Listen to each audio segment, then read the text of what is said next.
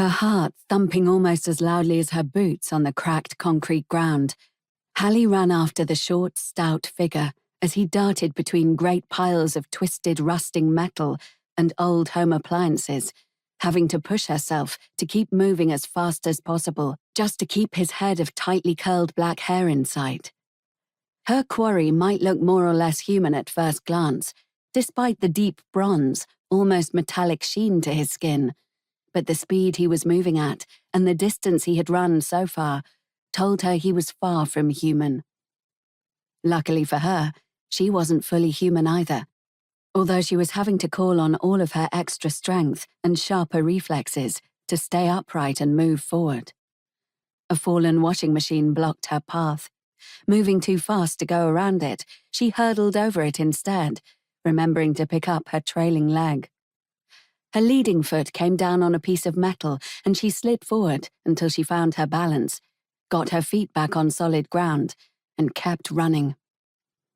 Even though it was early afternoon, the gathering storm overhead had reduced everything to nearly twilight, making visibility difficult. She muttered a curse as her quarry turned another corner, heading deeper into the ancient junkyard. She'd been given the assignment to catch him the day before.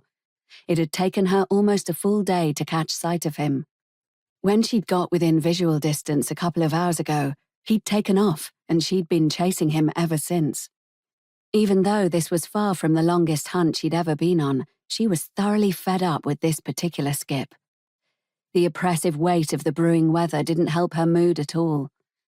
Then he turned another corner and she bit back more curses, saving her breath. He was turning back towards the junkyard entrance where she'd parked her van. It was too much to hope for that he would simply stop and wait for her by the van so she could gather him up and take him. He hesitated beside a pile of old shipping containers, and his head tilted back, looking up. She made a low noise of frustration. Surely he didn't think he could outrun her by simply climbing up. Apparently he did. He started up the side of a pile of 3 containers, the rusting bulk of metal rising high over Hallie's head.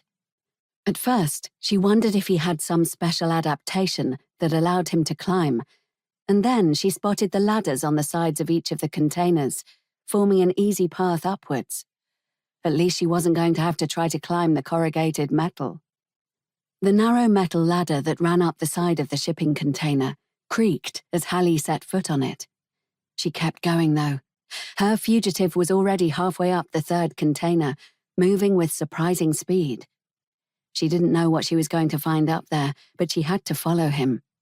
Despite her best efforts, she hadn't got close enough to grab hold of him yet, and if she lost him now, it might take her a while to find him again. He seemed to have a knack for finding escape routes.